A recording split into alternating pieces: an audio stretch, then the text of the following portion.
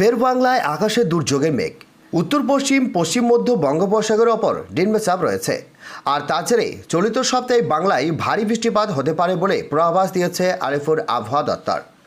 দক্ষিণবঙ্গের সমুদ্র পরবর্তী জেলাগুলিতে হালকা থেকে মাঝারি বৃষ্টিপাতের সম্ভাবনা রয়েছে। 18 তারিখের উত্তরবঙ্গের সমস্ত জেলাতেই হালকা থেকে মাঝারি বৃষ্টি, দক্ষিণবঙ্গের সমুদ্র তৃপ্তি জেলাতে এবং হালকা থেকে মাঝারি বৃষ্টিপাতের সম্ভাবনা। 19 তারিখে পশ্চিমবঙ্গের সমস্ত জেলাতেই ভারী বৃষ্টিপাতের সম্ভাবনা থাকছে।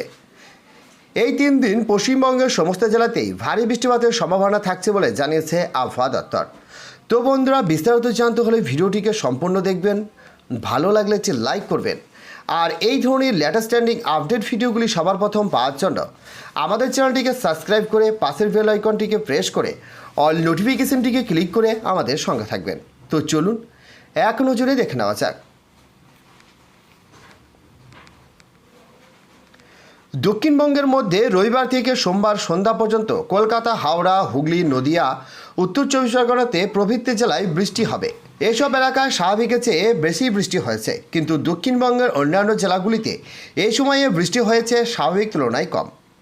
জুন থেকে এখনও পর্যন্ত কলকাতা সহ দক্ষিণবঙ্গের বেশিরভাগ জেলায় স্বাভাবিকের চেয়ে অন্তত 40% বৃষ্টি ঘটিত রয়েছে। কয়েকটি জেলায় ঘটিত 50%-এর বেশি। জুলাই মাসে ঘটিত দুর্না হলেও ধান চাষ নিয়ে সমস্যা বাড়বে আশঙ্কা কৃষি বিশেষজ্ঞদের। জুলাই মাসে অর্ধেক পেরিয়ে গেলেও দক্ষিণবঙ্গের ধান চাষেরা বোয়া খুব কম রয়েছে। কয়েকদিন পর বঙ্গোপসাগরে যে নিম্নচাপটি তৈরি হতে চলেছে তার প্রভাবে দক্ষিণবঙ্গের পরিস্থিতি একটা ইতিবাচক পরিবর্তন ঘটতে পারে, এমনটি জানিয়েছেন তারা।